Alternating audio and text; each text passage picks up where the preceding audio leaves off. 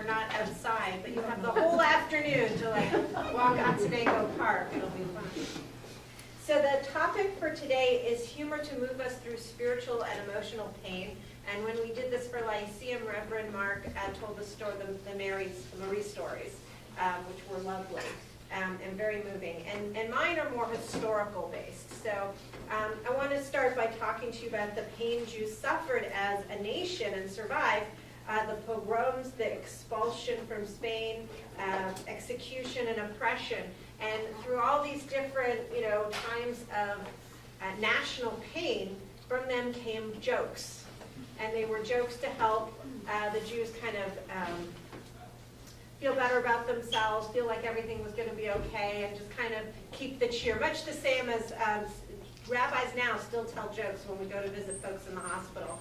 I mean, I hear that priests do all sorts of pastoral care and talk about death and God and life, and rabbis walk in and tell jokes. That's just one of the ways we deal with things.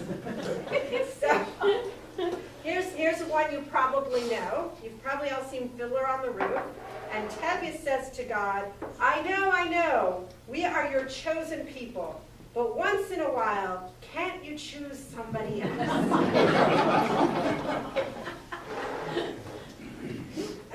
And you may know, around this time of year was a very difficult time for the Jews in Eastern Europe. They used to live kind of next to, there would be like a little Jewish settlement next to a Christian settlement, and sometimes it was the same town, sometimes it was two different towns.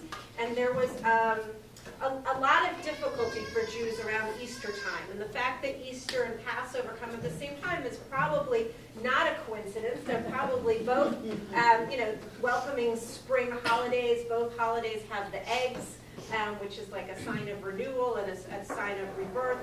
But unfortunately, the time of Easter was also a time of pogroms, a time of murdering Jews, and the Jews would kind of like wait on eggshells for that shoe to drop. And there were these horrible stories that Jews used the blood of little Christian children to make the matzah. So this is a joke that comes out of that time. In a small village in the Ukraine towards the beginning of the last century, a terrifying rumor was spreading. A Christian girl had been found murdered. Realizing the dire consequences of such an event and fearing a pogrom, the Jewish community instinctively gathered in the synagogue to plan whatever defensive actions were possible in the circumstances. Just as the emergency meeting was being called to order, in ran the president of the synagogue, out of breath and all excited. "Brothers," he cried out, "I have wonderful news. The murdered girl is Jewish."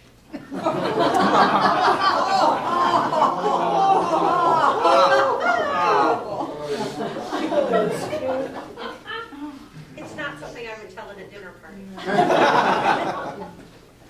And this is a great one. This comes from the time of the Holocaust, and there are a lot of really inappropriate Holocaust jokes. Some of them are very anti-Semitic and incredibly in bad taste, but this one I like. Two Jews in the 1930s were riding on the subway. One, who is reading a Yiddish newspaper, the Forward, is horrified to see that his friend is reading a Nazi newspaper. When asked why he chose this reading material, the friend answers that the Forward reports about the Depression, the assimilation of America, the Arab rioting and killing the Jews in Palestine, and the rise of the Nazis, and the concomitant loss of Jewish rights in Germany. But according to the Nazi newspaper, the friend explains, we own all the banks, we own all the governments. As a Jew, which world would you rather have?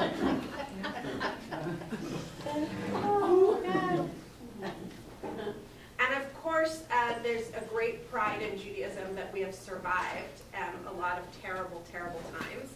And this comes from that, and this is really wonderful. A new flood was predicted, and nothing could prevent it. In 3 days, the waters would wipe out the entire world. The Dalai Lama appeared on worldwide media and pled with humanity to follow Buddhist teachings to find nirvana in wake of the disaster. The Pope issued a similar message saying, it is not too late to accept Jesus. The chief rabbi of Jerusalem took a slightly different approach. "My people," he said, "we have 3 days to learn how to live underwater."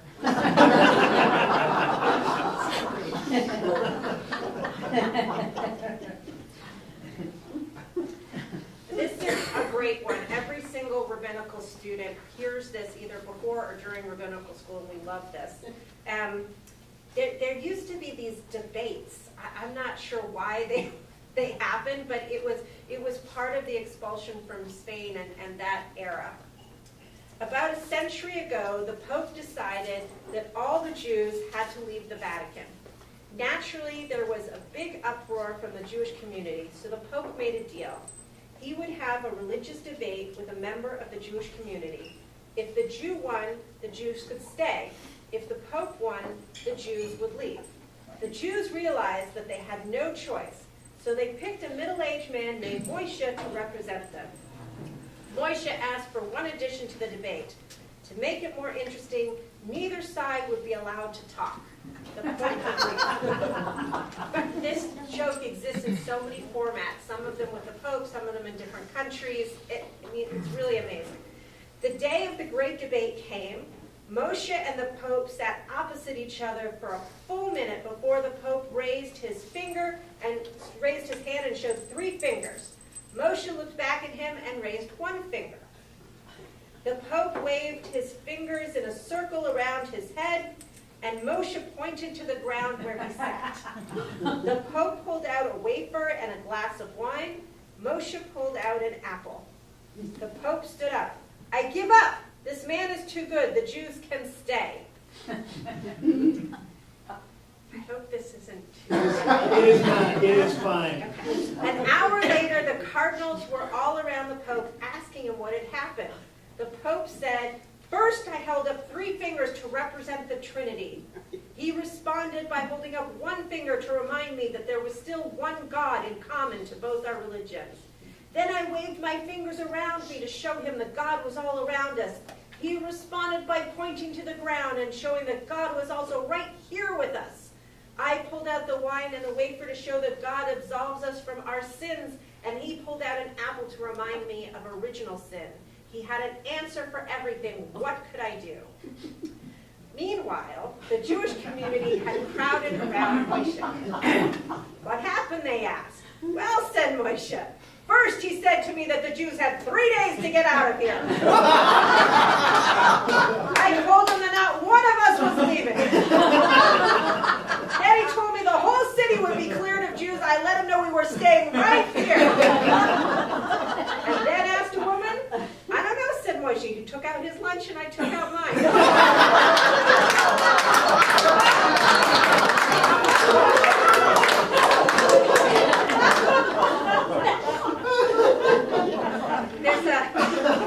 There's a Sesame Street character in Israel called Moshe the Nudnik. Instead of Oscar the Grouch, Moshe the Nudnik. Nudnik is Yiddish for somebody who just keeps kind of bothering you. Okay. This is a quote from Mel Brooks. Oh, God. Look at Jewish history. Unrelieved lamenting would be intolerable. So for every 10 Jews beating their breasts, God designed one to be crazy and amuse the breast beaters. By the time I was 5, I knew I was that one. Now, I saw something on Facebook the other day, and I didn't have time to verify it, so maybe you guys can go home and verify it and tell me if this is a myth or not, because lots of times I put things up on Facebook that somebody made up. But it was a picture of Robin Williams, and it's supposedly some quote from Germany, where some German television program asked him why he thought there wasn't as much humor in Germany as there was in the United States, and he said something like, "Maybe you killed all the funny people," it was pretty horrible. But whether or not Robin Williams said that, that's exactly the kind of humor, that I'm trying to show you, that it's humor that's really born of real pain. And if you look at it, it's really not meant just to amuse. It's really meant to give a certain message, a message about the Jews surviving and the power of the Jews and the beauty of being Jewish, and just trying to keep one's head up through all of it. It's a bittersweet humor. And that continues with this humor about anti-Semitism. This is my very favorite joke. My father told me this one. During World War II, a hostess who lived near an army base dealt with the difficult issue of finding enough young men to balance her dinner parties by inviting soldiers. One day, she called the base and told the sergeant who answered the phone that she needed 6 guests in full dress for 7:30 Saturday night. And Sergeant, she drawled, please don't send any of the Hebrew persuasion. I really don't cotton to Hebrews. Yes, ma'am, said the sergeant. 6 soldiers, full dress, Saturday night, 1930 hours, no Hebrews. Why, thank you, sergeant. No problem, ma'am. Glad to be of service. Promptly at 7:30, a jeep pulled up at her mansion, and 5 PFCs and a corporal got out. They were tall, handsome, impeccably dressed, and all black. The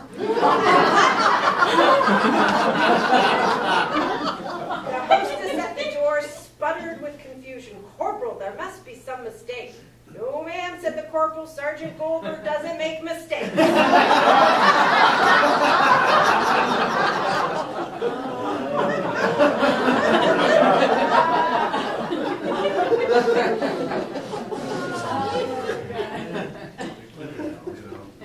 This is a joke that came out of the Zionist movement. So part of the Zionist movement was this idea that they wanted to move from the anti-Semitism in Europe because there really wasn't a way to live there. They had to all move to a Jewish land because Europe was so steeped in anti-Semitism there was no future. So this is a joke from one of the Zionists. A Russian peasant once pronounced this mathematical theory: 4 and 4 make 8. With this I can agree. Some say 5 and 3 also make 8, but that's a Jewish trick. In the heart of a Russian winter, everyone in town is standing in line waiting for the new shipment of meat. After waiting for an hour in the freezing cold, an official announces that there will be less meat than expected, so the Jews should all go home. After another hour, it has started snowing, and the official announces that there will be even less meat coming, so all the non-communists should go home. Finally, after another hour, the official says, there's no meat coming, so everyone should just go home. Trudging through the snow, one communist turns to his friend and says, you see, comrade, the Jews always get to go home first.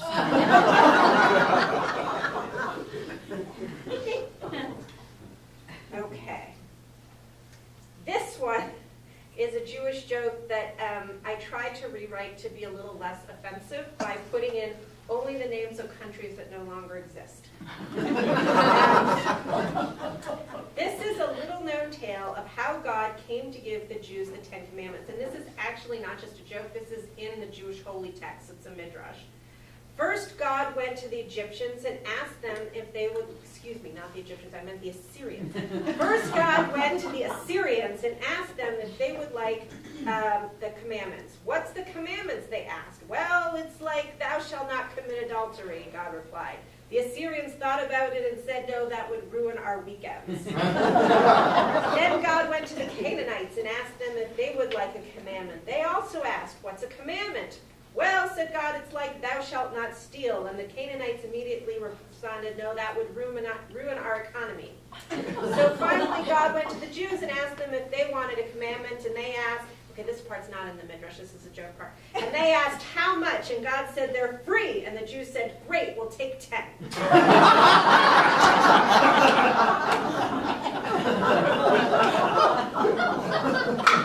This one's a little more modern. A well-known anti-Semite walks into a bar and is about to order a drink when he sees a guy close by wearing a kippah, tzitzit, and peyot. He doesn't have to be an Einstein to know this guy is Jewish. So he shouts over to the bartender so loudly that everyone can hear, drinks for everyone here, bartender, but not for that Jew over there. Soon after the drinks have been handed out, he notices the Jewish guy is smiling and waving to him and says, "Thank you," in an equally loud voice so that everyone can hear. This infuriates the anti-Semite, and in a loud voice he once again orders drinks for everyone except the Jew. But as before, this does not seem to worry the Jewish guy, who continues to smile and again say, "Thank you." Frantic, whoops, Yeah, you're right. page 5 is missing. Art knows the punchline. Art knows the punchline. I know the I punchline. know the punchline too. So do I. So the guy asks the barman, "What's the matter with that Jew? I've ordered 2 rounds of drink for everyone in the bar except him, and all that silly," yeah, I'm not going to read that, "does is to smile and thank me in such a loud voice. Is he nuts?" "Nope," replies the bartender. "He owns this place."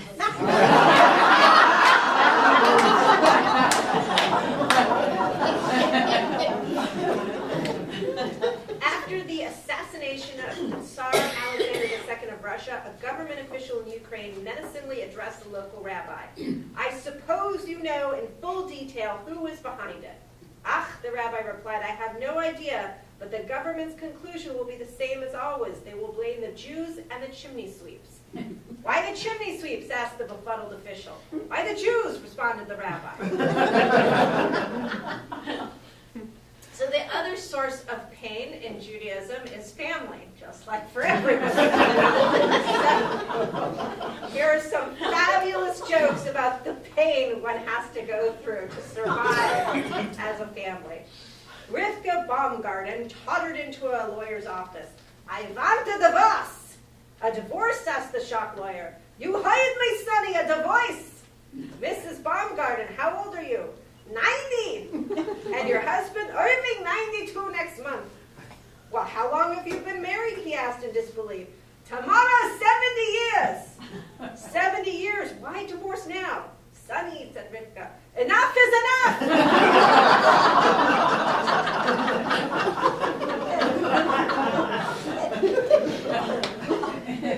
And so you all know how hard it is to get your kids to come back and visit. It's great.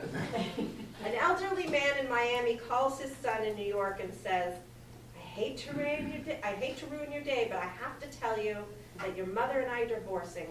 45 years is misery enough." "Pop, what are you talking about?" the son screams. "We can't stand this." "Pop, what are you talking about?" the son screams. "We can't stand the sight of each other any longer," the old man says. "We're sick of each other, and I'm sick of talking about this, so call your sister in Chicago and tell her," and he hangs up. Frantic, there's the frantic. Frantic, the son calls his sister, who explodes on the phone. "Like hell they're getting a divorce," she shouts. "I'll take care of us." She calls Miami immediately and screams at the old man, "You are not getting a divorce. Don't do a single thing until I get there. I'm calling my brother back, and we'll both be there tomorrow. Until then, don't do a thing. Do you hear me?" And hangs up. The old man hangs up his phone too and turns to his wife. "Okay," he says, "they're coming for Passover." Now, what do you want me to tell them for Rosh Hashanah?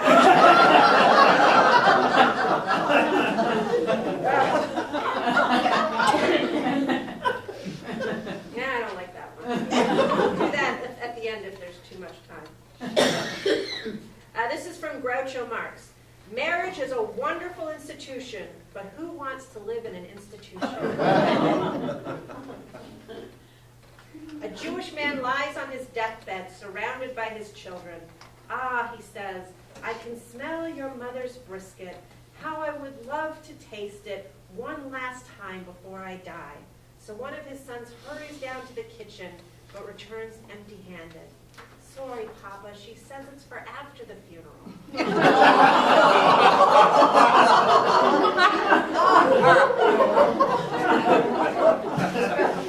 After performing a marriage, the rabbi gave some advice to the newlyweds. "The first 10 years are always the hardest," said the rabbi. "How many years have you been married?" they asked. 10 years.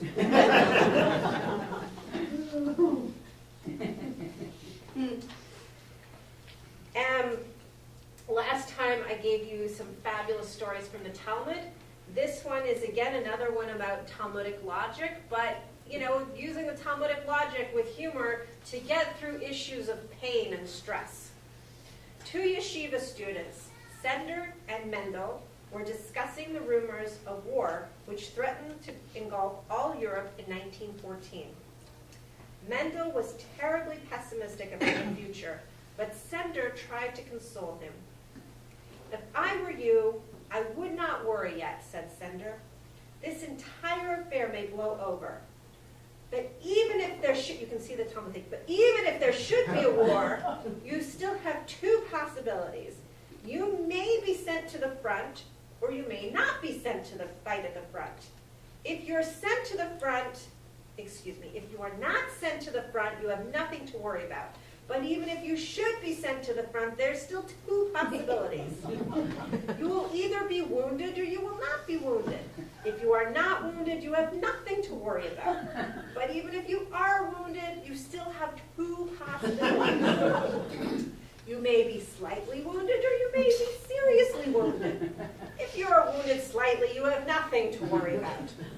And if you are wounded seriously, you still have two possibilities. You could either die from your wound or you may not die. If you do not die, you have nothing to worry about. But even if you do die, you still have two possibilities. You can either go to a good place or you can go to a bad place. If you go to a good place, you have nothing to worry about. But even if you go to a bad place, you still have one possibility. War may not be declared after all. You have nothing to worry about.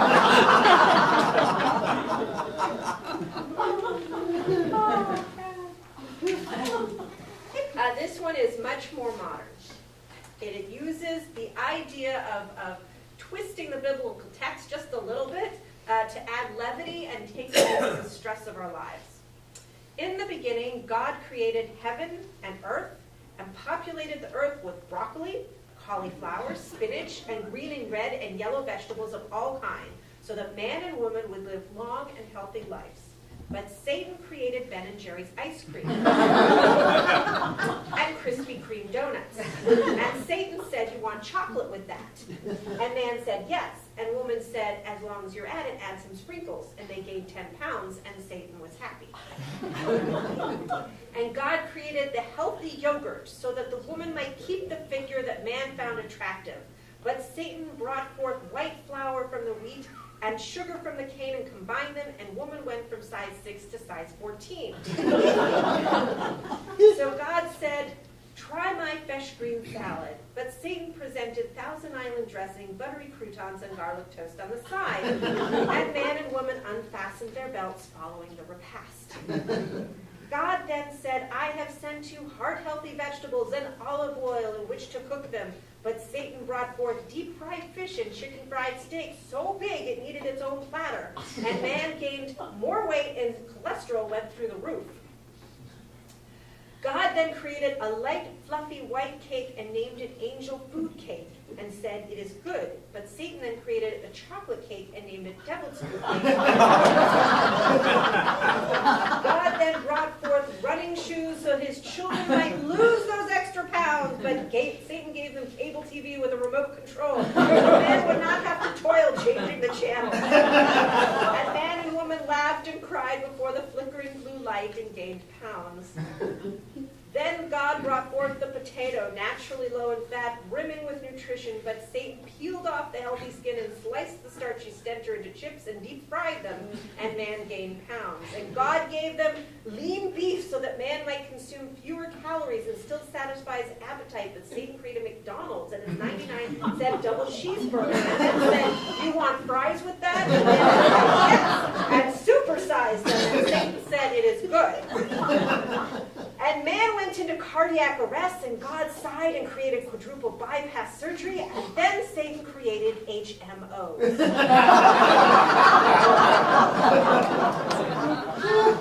have to drink water before I should call the next one.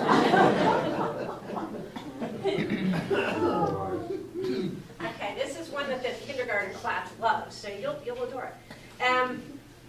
This is a story called "It Could Always Be Worse," and it's a Jewish folktale, but it's hilarious. This is how it goes. A man has a wife man has a wife and many children, and the older children scream and yell and run around the house and bang things, and the baby is crying, and you could do the wah, wah, wah if you want, and the wife is banging the pots, and the man thinks his head is going to explode. And so he goes to his rabbi, he says, Rabbi, you have to help me. With the baby going wah, wah, wah, and the children screaming and yelling, and the wife with the banging pots, I can't take it. And the rabbi thinks about it, and the rabbi says, do you have a cow? He said, yes, I have a milk cow.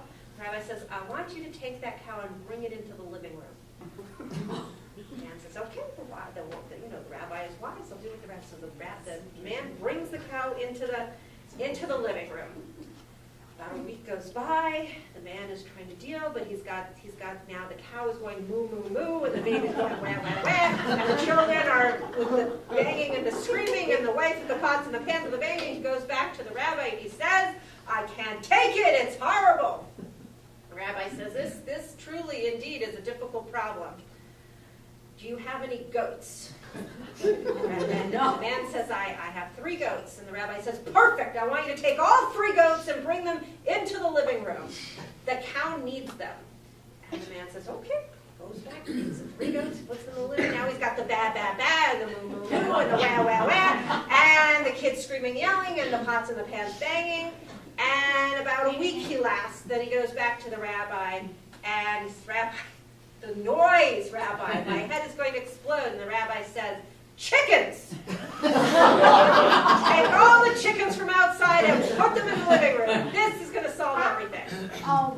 Man, he is a very religious man. He does what the rabbi says. He goes home, he takes all the chickens. Now he's got the cluck, cluck, cluck, and the moo, moo, moo, and the ba, ba, ba, and the goats are eating things, and there's stuff all over and the kids with the screaming, and the baby with the wah, wah, wah, and the wife with the pots and the pans and the bang, bang, bang.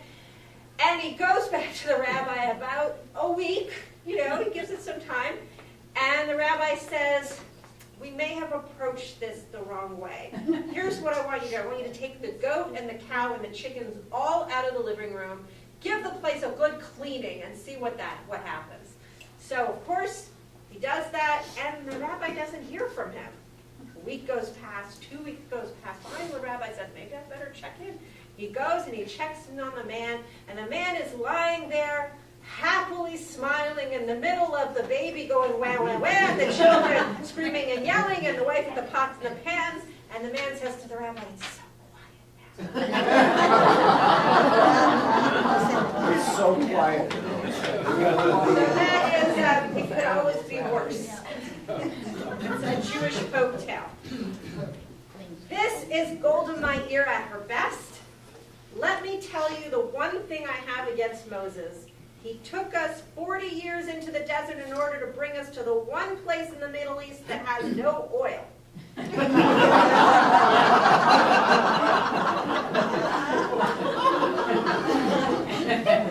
There are some really fantastic jokes about Israel. One of the best ones is if you've ever been, has anybody here been to Israel? Million years ago. When you go to Israel, there's a plaque on everything because one of the ways that Israel grew so quickly and so wonderfully is that they had a lot of support from around the world, and every time somebody gave that support, it seemed to come with a plaque. So everywhere you go in Israel, there's a tree, there's a plaque. There's a bush, there's a plaque. There's a building, there's 2 plaques. I mean, there's plaques everywhere. So one of my favorite jokes is, why does Israel have no space program? With all the plaques, it would never get off the ground.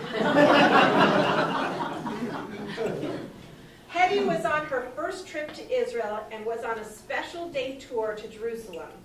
First stop was a big, beautiful shul, and she said to her guide, "That's really special.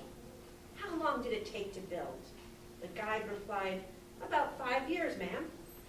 Hetty replied, "In my country, it would have only taken 6 months." They carried on with the tour and arrived at a small settlement. Hetty said to the guide, "This is really lovely. How long did it take to build?" "About 8 years, ma'am," he replied. "Oof," said Hetty. "In my country, it would have taken less than a year." Then they arrived at the Wailing Wall, the last remaining wall of the great temple of Jerusalem. Hetty gasped at its size and said to the guide, "Just look at that structure." The guide did not wait for her next comment. He immediately said, "My goodness, I just can't believe it. It wasn't there this morning."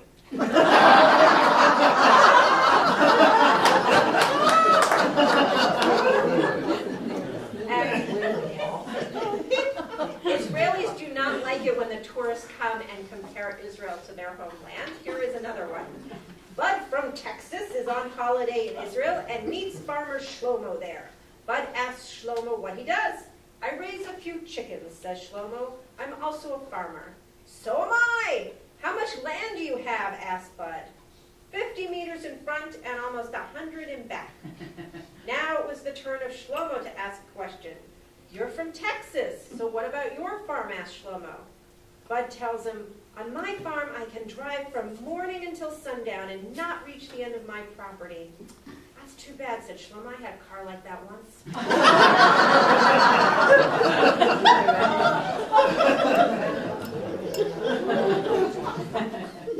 So everywhere you go in Israel, there's an air raid shelter. And one of the synagogues that I used to pray in when I lived in Israel was an air raid shelter. Part of the culture in Israel they learned is that you use the air raid shelters. So sometimes you'll go to the theater and there'll be the large theater and the small theater is in the theater's air raid shelter. Or you'll go to a school and they're using the air raid shelter for something. And it's just part of your life there. And if you come as a visitor, it's really quite intense because you're constantly reminded that the air raids are part of their everyday life. Part of the reason that the air raid shelters are used are so that everybody knows where it is and it's always kept in good condition. An elderly man refuses to leave for the air raid shelter until he can find his dentures. His wife yells at him, "What do you think they're dropping, sandwiches?"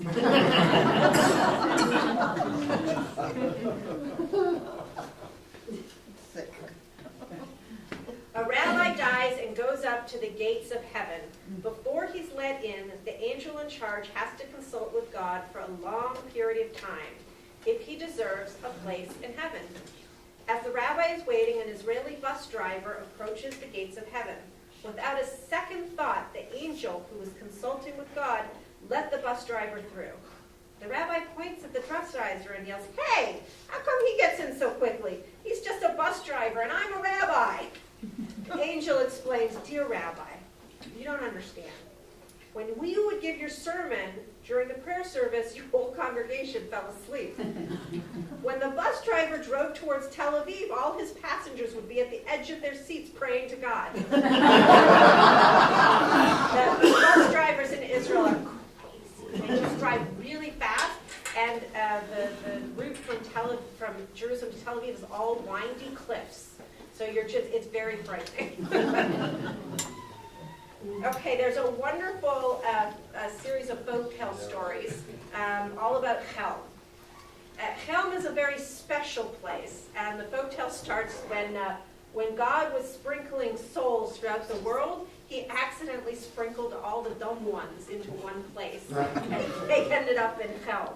Maybe he doesn't use dumb; it's probably some Yiddish term, but you'll get it. In Helm, the shamas used to go around waking everyone up for minyan, the communal prayer in the morning. Every time it snowed, the people would complain that although the snow was beautiful, they could not see it in its pristine state because by the time they got up in the morning, the shamas had already trekked through the snow.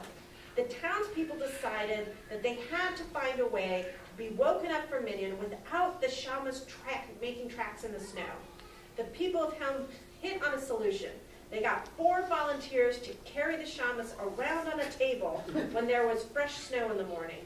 That way the shamas would not make his wake-up call. That way the shamas could make his wake-up calls, but he would not leave tracks in the snow.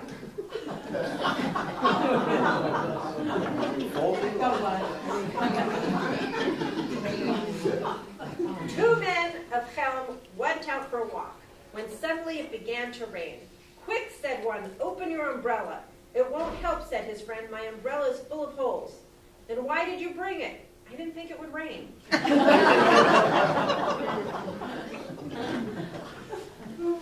So those are all nice stories. And now we can pass these out and you may use them with love and respect. would send them this way, if you'd send When them I that way. told the very first story at Lyceum, one of my congregants came up to me and said, Rabbi, that first joke is really anti-Semitic. And I realized she was right. I had read it upside down. And this is the way I read the story, and so it seemed okay to me. A priest and a rabbi are in a car accident. They get out, neither one is hurt, both the cars are pretty much okay, but they decide to wait, do everything properly. And as they're waiting, they start talking, and the rabbi says to the priest, I feel like God did this to bring us together. This could be the beginning of a beautiful friendship. And the priest says, absolutely, I agree. And the rabbi says, let's toast this friendship. I think I have some Magen-David wine in the car. And he goes and he pours each one and he takes a sip and he hands it to the priest, and the priest says, wait for the police. We got her off, though. That's the good news. Nobody went to jail. Anyways, you'll see that the real story is not like that, and it probably wasn't written by Jews, so we can discount that one. It's not one of those uplifting jokes that brings us to new heights. It's probably just me. So, But one of the points Tziona made was that we use stories and jokes like this to help us get through really hard times. And you remember a couple of weeks ago when I told those stories about Marie, they weren't just funny stories. They were stories that we remember to help us laugh in the bad times. And that's what all these kinds of stories do for people of faith. They help us laugh even when things are really bad, when the world is against us, when our lives aren't working out the way we planned. If we can laugh even in those times, we have greater strength to get through. Clergy lunches always involve a lot of funny stories about things that our congregation do. So I'll tell you one that a fellow rabbi told me. She said, I had to do a funeral once in the deep south. It was really, really hot. And just as we're about to lower the casket, this little old man screams out, "That's my grave!" And everybody thinks that he's just, torn up with, grief, and he wishes it was him that was dead rather than the person. But it turns out, after he screams some more, they had dug the grave in the wrong spot. And that was his grave, and he wasn't giving it up. And so they had to wait while somebody went back to the synagogue, got the map, and found out where the grave was supposed to be done. They had to wait for the backhoe to dig the new grave. Somebody brought lemonade because it was really hot. People started to lean against the casket. Did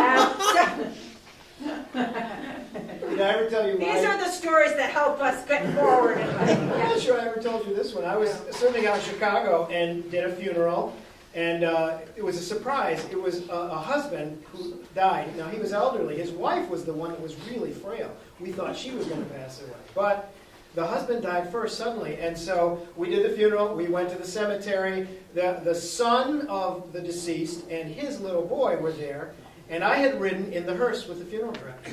Well, after the graveside service, everybody left except the son of the deceased and the grandson. And I'm standing there with the funeral director. This man came up to the funeral director and said, I've always had this dream. I've always wanted to drive a hearse. Oh, would it be all right if my son and I took the hearse and rode around the cemetery for a while? I looked at the funeral director and wondered how he would handle this one. The funeral director looked at me and he said, "Sure." So this man gets in the hearse with his little boy. Off they go, and I'm standing with the funeral director, and I turned to him and I said, "Well, I hope they come back." They drove around for 5 or 10 minutes. They came back. And then, on we went. A month later, the wife died. Same drill, same kind of funeral. Went to the cemetery afterwards. After everybody's gone, this man comes up with his little boy. "Could we do it again?" "Sure." So off they go and came back, and that was the most surreal experience I've ever had. And it's a true story. All right, I got another one. Who gets the last word? No, we can go on like this. I think I ended early. Women in the rabbinate is a fairly new thing, and most people in my generation had to fight a little bit to get there. Certainly the people before us fought a lot. But it was still a weird enough thing in our generation that when the following happened, it really was fabulous. So one of my classmates, also from Toronto, came back from from visiting her family. And whenever she went to visit her family, she stayed in the room with her very little brother who was 4 years old. And she would wake up in the morning and wrap tefillin around her hand and put her tallis over her head and pray. And one morning her little brother says to her, "Can boys be rabbis too?"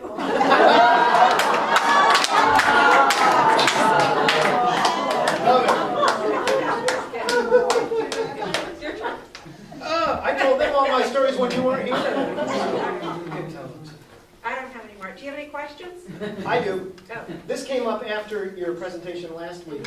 You made reference during, it's not actually related to humor, but you made a reference to race, that Jews being a race. And somebody said, I thought Judaism was a religion. Is it a religion, or is it a race, or is it both? Could you talk about that?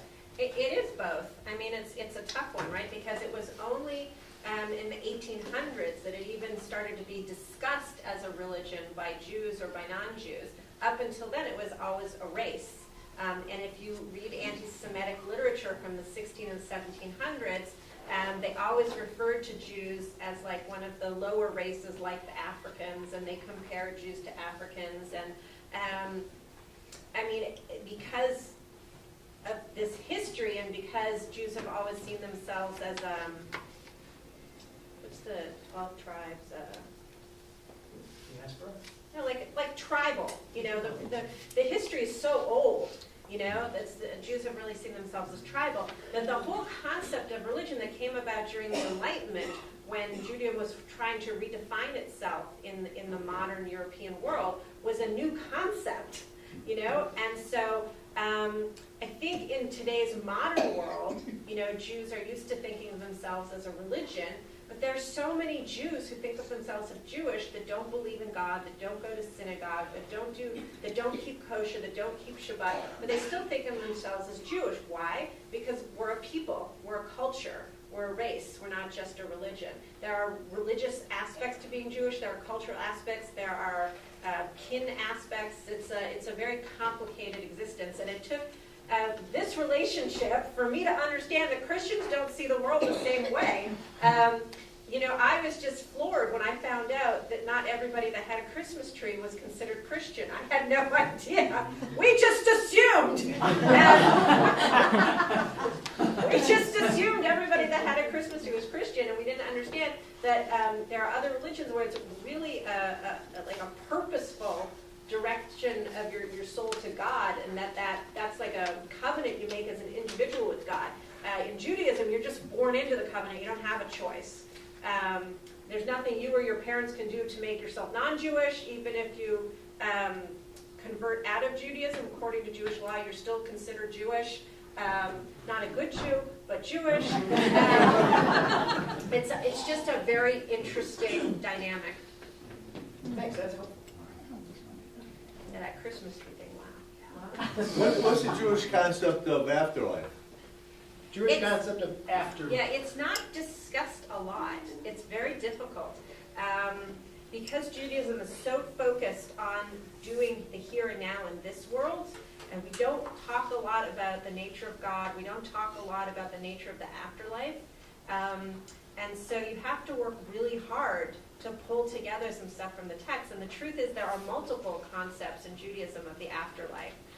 So there is one concept that there is a heaven, and that you go to heaven, and in some versions of the heaven, you sit and study Talmud with God.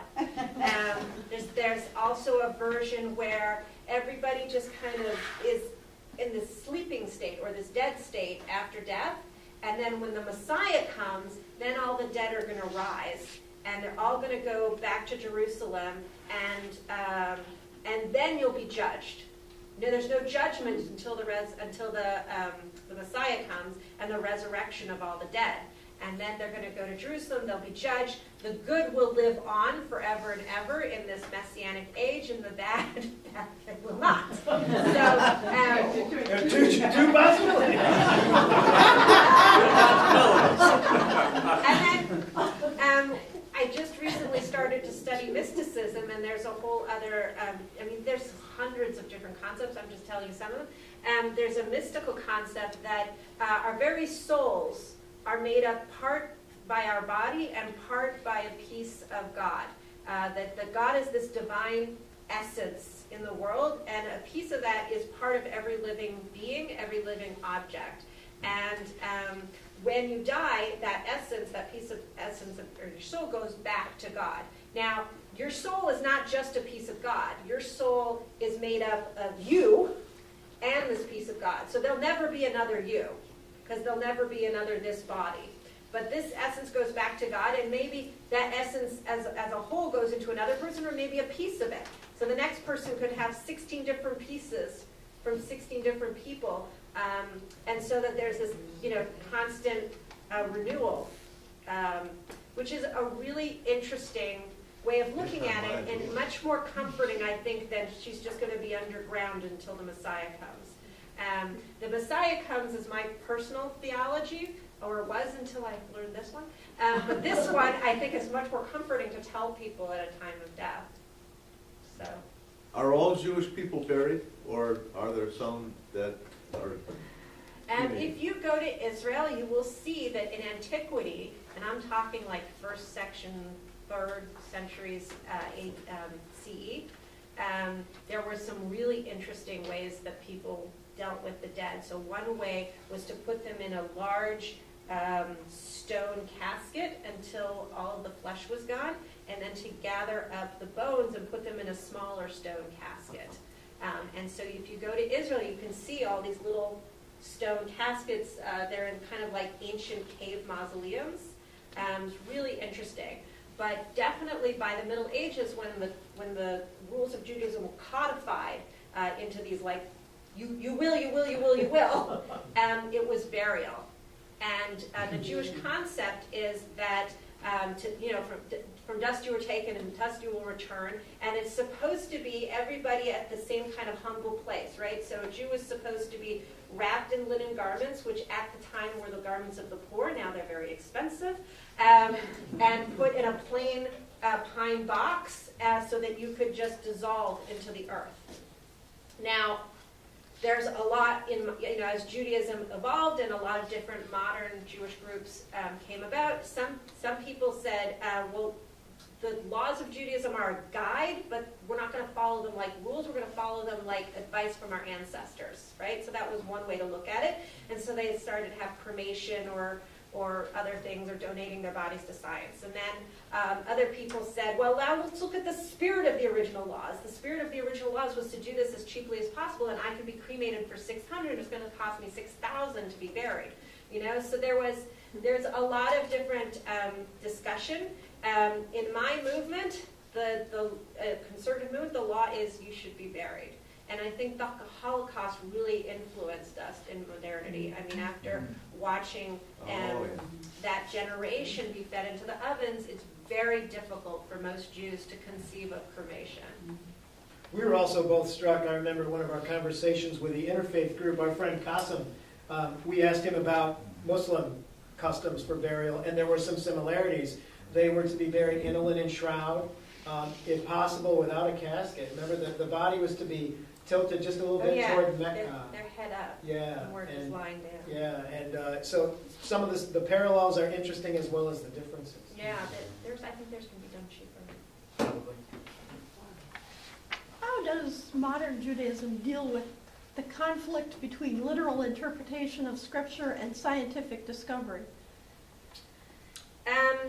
It changes over time, and it changes on who your teacher is, right? So it was very big in the 70s when I was in Hebrew school, as a little girl, to try to combine the two, right? So that my Hebrew school teacher said, oh yeah, the crossing of the Sea of Reeds, well, that's a sea in the Middle East that gets very low about once a year, and because science makes it very low, you can walk across it as though it was dry land. Well, I mean, that's not religiously meaningful. So the mode of dealing with it now is to say there is religious truth and there's science truth, and you don't have to make them match up like puzzle pieces. You can gain different things from them, right? So I don't have to try to find a scientific way where God created the earth in 7 days, right? My teachers in the 70s, they would say, well, how long was God's day? maybe that was 1,000,000 years. You know, so that's not the style anymore. Now the style is, well, what does that mean to you spiritually? What does that teach you about your relationship with other human beings and your relationship with God? And it's not in the Torah, it's not in the Bible to tell you something literal. It's there to tell you something spiritual. You want something literal? Go to history or to science. The Bible is for spiritual truths, and spiritual truths are not literal. That's it. They're all fixed now. All right. They needed that. Siona will be back next week, and next week she's going to help me get more humble by telling how we use humor to keep us grounded, humble, and not getting all Keep up. us less. Thank you, Siona.